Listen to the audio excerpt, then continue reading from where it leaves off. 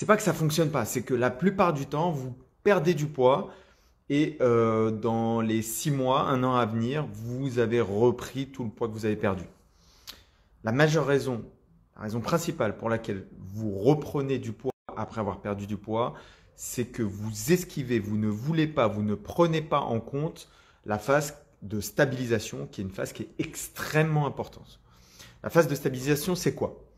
J'ai atteint le poids que je souhaitais. J'étais à 90 kg, je suis descendu à 70 kg, je suis content, j'ai atteint le poids que je souhaitais. Je dois rester à ce poids-là au moins autant de temps que j'ai mis à descendre. Donc si vous êtes descendu pendant 2-3 mois, qui est globalement le maximum que je recommande de phase dans laquelle vous descendez, de phase hypocalorique, on appelle ça, 2-3 mois ou 10% de votre poids de corps, c'est-à-dire que vous étiez à 100 kg, vous avez perdu 10 kg, vous étiez à 80 kg, vous avez perdu 8 kg. Ça, c'est le temps maximal que je recommande dans une perte de poids avant de stabiliser. Ensuite, on doit stabiliser. Si ça vous a pris 2 mois, vous devez stabiliser pendant 2 mois. Pendant ces 2 mois, qu'est-ce qui va se passer? Réduction de la fatigue. Parce qu'être en régime hypocalorique, c'est extrêmement fatigant. Réduction de la fatigue, réduction de la sensation de faim, d'avoir faim tout le temps. Je vais pouvoir réintroduire progressivement des aliments qui ont un goût qui est qui est meilleur. Des aliments qui ont un rapport calorique qui est plus élevé, qui sont globalement un petit peu moins sains, si on parle de spectre.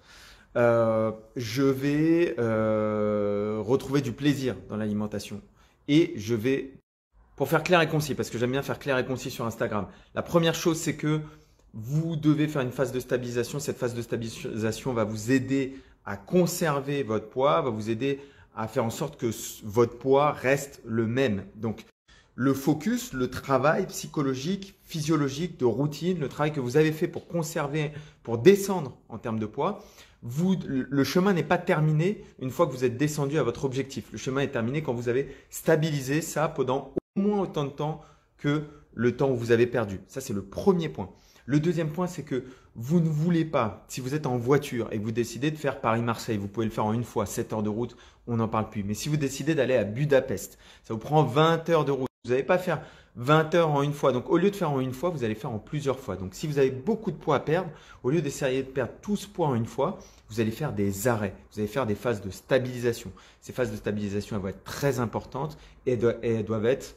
Cette phase de stabilisation, elle est nécessaire. Elle doit être assez longue pour réduire votre fatigue, pour vous habituer à votre nouveau poids, pour que vos habitudes alimentaires soient en adéquation avec ce nouveau poids. Incorporez cette phase de stabilisation dans votre planning, dans votre objectif, dans votre projet.